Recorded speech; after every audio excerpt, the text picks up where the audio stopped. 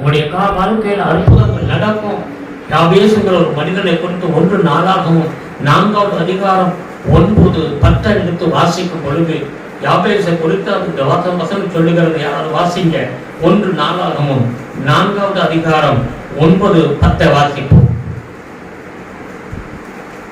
யாபேஸ் தன் சகோதரரை பார்க்கிலும் கனம் பெற்றவனாய் இருந்தான். அவன் தாய், நான் துக்கத்தோடு அவனை பெற்றேன் என்று சொல்லி அவனுக்கு யாபேஸ் என்று பெயரிட்டான். யாபேஸ் இஸ்ரவேலின் தேவனை நோக்கி, தேவரீர் என்னை ஆசீர்வதித்து என் எல்லையை பெரிதாக்கி உமது கரம் என்னோடு இருந்து தீங்கு என்னை துக்கப்படுத்தாதபடிக்கு அதற்கு என்னை விலக்கி காத்தவர்கள் என்று வேண்டிக் கொண்டான். வேண்டிக் கொண்டதை தேவன் அருளினார். அவன் வேண்டிக் கொண்டதை தேவன் அருளினார். அல்லேலூயா. அவன் வேண்டிக் கொண்டதை தேவன் அருளினார். அவருடைய பிறப்பை குறித்த வேதம் சொல்லுகிறது. அவங்க அம்மா என்ன சொல்றாங்க? துக்கத்திலே நான் பெற்றெடுத்தேன். என் பிறந்ததிலிருந்து என் குடும்பமே சரியில்லாமல் போயிடுச்சு, நிலைமை மோசமாயிடுச்சு, இவன் நல்லவன் கிடையாது, என்னுடைய பிறப்பு சரியில்லைன்னு சொல்லித்தான் அவனுக்கு பேரை யாபேசு வச்சாங்க. ஆனா அந்த யாபேசு ஜெபிக்கிறான் ஆண்டவரை நோக்கி, ஆண்டவரே நீர் என்னை ஆசீர்வதிக்கணும்னு சொல்லி. அவன் எப்படியா ஆண்டவருடைய சமூகத்துல வேண்டிக் கொண்டானா அப்படியே ஆண்டவர் ஆசீர்வதித்தார். அப்படியே அவன் கனம் பெற்றவனாய் மாறினான். தேவ ஜனமே, இன்னைக்கு தேவனுடைய வார்த்தையை நீ கேட்கறீங்க, நீங்க ஜெபிக்கணும், தேவனை நோக்கி ஜெபிக்கணும். குறைந்தபட்சம் 1 மணி நேரமாவது ஜெபிக்கணும், ஆண்டுடைய பாதத்துல கதறணும். நம்முடைய வாழ்க்கையில இந்த பகுதியில நாம் இருந்து நீங்க பாக்குறீங்களா, இன்னைக்கு நான் பாம்பேல ஊழியம் பண்றதுக்கும் இந்த இடத்துல ஊழியக்காரர் ஊழியம் பண்றதுக்கும் ரொம்ப வித்தியாசம். ஊழியக்கார குடும்பத்துக்காக நீங்க போராடி ஜெபிக்கணும், உங்களுக்காக நீங்க ஜெபிக்கணும். ஜெபம் ரொம்ப அதிகமாக, ஏன்னா வேதம் சொல்லுகிறது, அப்ப இயேசு கிறிஸ்து ஜெபிக்கும் பொழுது வானம் திறந்தது என்று சொல்லி. அல்லேலூயா. நாம் ஜெபித்தால் வானம் திறக்கும், வானம் திறக்கும். அல்லேலூயா. நாம் ஜெபித்தா தான் வானம் திறக்கும். ஜெபத்திற்கு நாம் முக்கியத்துவம் கொடுக்க வேண்டும். கேட்கிறவன் பெற்றுக்கொள்ளுவான், கேட்கிறவன் பெற்றுக்கொள்ளுவான். இந்த பகுதியில் ஒரு மாற்றத்தை கொண்டு வரதுக்கு நாம் ஆண்டவருடைய சமூகத்துல காத்து கிடக்க வேண்டியது தேவனுடைய பிள்ளைகள். ஒருவன் 1000 2 பேர் சேர்ந்தா 10,000 பேரை மேற்கொள்ள முடியும். அல்லேலூயா.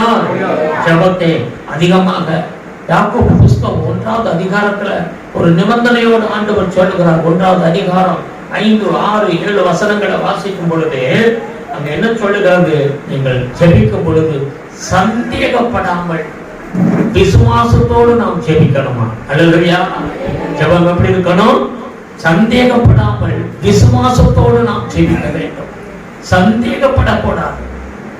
ஜெபத்திற்கு ஒரு முக்கியம் என்னன்னா, நம்ம ஜெபிக்கிற ஜெபம் ஆண்டவர் கேட்கிறார், அவர் உண்டு. அந்த இடத்துல நம்ம இருக்கிறோம், தேவனுடைய வல்லமை இடத்துல இருக்கிறது, தேவ ஆவியான அசைவாடி கொண்டிருக்கிறார், தேவனுடைய ஆலயத்தில் நான் வந்திருக்கிறேன், தேவன் என்னுடைய எல்லா காரியங்களை சந்திக்க அவர் வல்லமுள்ள தேவன் என்பதை உணர்ந்து அறிந்து நாம் ஜெபத்தில் எல்லாம் இருக்கும் பொழுது கர்த்தர் அந்த காரியங்களில் உங்களுக்கு விடுதலை கொடுக்க வல்லமுள்ள தேவனாய் இருக்கிறார். ஆமென். நீங்கள் ஒன்றுக்கும் கவலைப்படாமல், நீங்கள் சந்தேகப்படாமல் விசுவாசத்தோடு நீங்க கேட்டீங்கன்னா கர்த்தர் உங்களுக்கு அற்புதங்களை செய்வார். ஆமென். அப்போஸ்தலர் 12வது அதிகாரத்தை நீங்க எடுத்து வாசித்தா அங்க ஒரு பெரிய சம்பவத்தை நாம் பார்க்கிறோம். அந்த அதிகாரம் முழுவதும் நீங்க வீட்டுல போய் வாசிங்க. அங்கே ஒரு சபையை குறித்து வேதம் சொல்லுகிறது. அந்த சபைக்கு போதகர் யாரு? பேதுரு. பேதுரு சபைக்கு போதகரா இருக்கிறார். அந்த நாட்கள்ல பேதுருவை அரெஸ்ட் பண்ணி ஜெயில கொண்டு அடைச்சிட்டாங்க.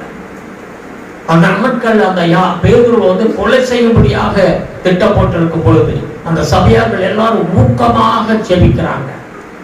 ஊக்கமாக இரவு நேரத்தில் இருந்து ஜெபிக்கிறாங்க, கடுமையா ஜெபிக்கிறாங்க, கண்ணீரோடு ஜெபிக்கிறாங்க. ஆண்டவர் அந்த ஜெபத்தை கேட்டார். ஆண்டவர் அந்த ஜெபத்தை கேட்டார். கேட்டு என்ன செஞ்சார்? தேவன் தம்முடைய தூதனை அனுப்பி அந்த சிறைச்சாலையில போயிட்டு அந்த பேதுருவை விடுவித்து எங்கு இவங்க ஜெபிக்கிறாங்களோ அந்த வீட்டுக்கு முன்னால கொண்டு வந்து பேதுருவை நிறுத்திட்டாங்க. ஆனா அந்த ஜெபிக்கிற ஜனங்கள் ஜெபிச்சுக்கிட்டு இருக்கிறாங்க. வெளியில கதவு சத்தம் சவுண்ட் கேட்குது. அங்க போய் ஒரு பெண்ணு போய் எழுச்சுறாங்க, கதவை திறந்து அந்த இதுல இருந்து பார்த்துட்டு சொல்றாங்க, பேதுரு வெளியில நிக்கிறேன்னு சொல்லி. ஆனா ஜெபிக்கிற ஜனங்கள் என்ன சொல்றாங்கன்னா பைத்தியக்காரத்தனமா பேசுறேன், அவர் எப்படி இங்கே நிக்க முடியும்? அல்லேலூயா. இவங்க ஜெபிக்கிறது எதுக்காக ஜெபிக்கிறாங்க? பேதுரு எப்படியாவது அவரை விடுவிக்கப்படணும், விடுதலை ஆகணும், எப்படியாவது வெளியில வரணும்னு சொல்லி ஜெபிக்கிறாங்க. ஆண்டவர் இவங்க ஜெபத்தை கேட்டு விடுதலை கொடுத்துட்டாரு, வெளியில வந்துட்டார் பேதுரு. இப்ப வீட்டுக்கு முன்னால வந்திருக்கிறார். ஆனால இவங்களுக்குள்ள அவங்களுக்கு அந்த விசுவாசம் கிடையாது, சந்தேகப்படுறாங்க. அப்ப அந்த வேதம் தான் சொல்லுகிறது, நம்முடைய நிபந்தனை தெரியுமா? நீங்க எந்த காரியத்தை தேவ சமூகத்துல ஜெயிக்க போனாலும் நீங்க சந்தேகப்படக்கூடாது. அல்லேலூயா. ஜெபம் விசுவாசம் உள்ள ஜெபம் தான். விசுவாசம் உள்ள ஜெபம் பெரிய அற்புதங்களை கொண்டு வரும். சூழ்நிலைகளை பார்க்காதபடி ரோமர் 4வது அதிகாரத்துல நீங்க எடுத்து வாசிங்கன்னா ஆபிரகாமை குறித்து வேதம் சொல்லுகிறது. ரோமர் 4வது அதிகாரம் 17, 18. ஆபிரகாம் சூழ்நிலையை பார்க்காதபடி தேவன் மேலே அவன் ஒரு நம்பிக்கை வைத்து அந்த வசனத்தை வாசியலாம். அவனுடைய சூழ்நிலை நம்புறதுக்கான எந்த ஒரு வாய்ப்புமே கிடையாது. ஆண்டவர் சொல்லுகிற வார்த்தைக்கும் இவருடைய சூழ்நிலைக்கும் இந்த நடக்கவே நடக்காது. ஆனால் ஏதோ சொல்லுகிறது. வசனம் எடுத்த வாசிங்க 17, 18 வாசிங்க.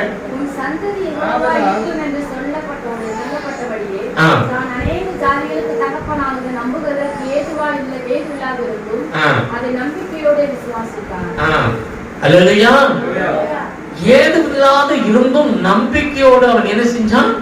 விசுவாசித்தான். சூழ்நிலையை பார்க்கப்படாது. நம்முடைய வாழ்க்கையில நல்லா புரிஞ்சுக்கிறங்க. சூழ்நிலைய பார்த்து நாம் விசுவாசித்தா அது விசுவாசியே கிடையாதுங்க. ஒரு பையன் நான் பாம்பேல இருந்து ஊருக்கு வரதுக்கு ரொம்ப வருஷத்துக்கு முன்னால டிக்கெட் எடுத்து வச்சுட்டோம். ட்ரெயின்ல டிக்கெட். நான் என்னுடைய பிள்ளைகள் மனைவி பிள்ளைகளோடு வரத்துக்கு இங்க இருந்து ஊர்ல இருந்து போன் வருது. என்னுடைய தம்பி சொன்னா, பயங்கர வெயில், இந்த மே மாசம் நீங்க வராதீங்க, ரொம்ப வெயில், உங்களால தாங்க முடியாது, இங்க இருக்கவே முடியாது. அப்பெல்லாம் 3 மாசத்துக்கு முன்பாக டிக்கெட் எடுக்கணும். கன்ஃபார்ம் டிக்கெட் கிடைச்சிருச்சு. கன்ஃபார்ம் டிக்கெட் கிடைச்சிருச்சு. சந்தோஷமா இருந்தா ஊர்ல இருந்து போன் வருது, இங்க மழையே கிடையாது, ரொம்ப வெயில் அடிக்குது, நீங்க இப்ப வர வேண்டாம் அப்படின்னு சொல்லுவாங்க.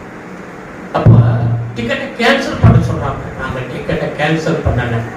நானும் என்னுடைய மனைவி பிள்ளைகளும் உட்கார்ந்து ஜெபம் பண்ணோம். ஆண்டவரே, நாங்க போகிற டயத்துல அந்த சூழ்நிலையெல்லாம் கர்த்தரை மாற்றி கொடுக்கணும் ஆண்டவரே. எங்களுக்கு நீங்க ஒரு அற்புதம் செய்யணும் ஆண்டவரே. அந்த இடத்துல நல்ல மழை பெய்து சூழ்நிலையை மாறணும்னு சொல்லி ஜெபம் பண்ணிட்டு வந்தோம்.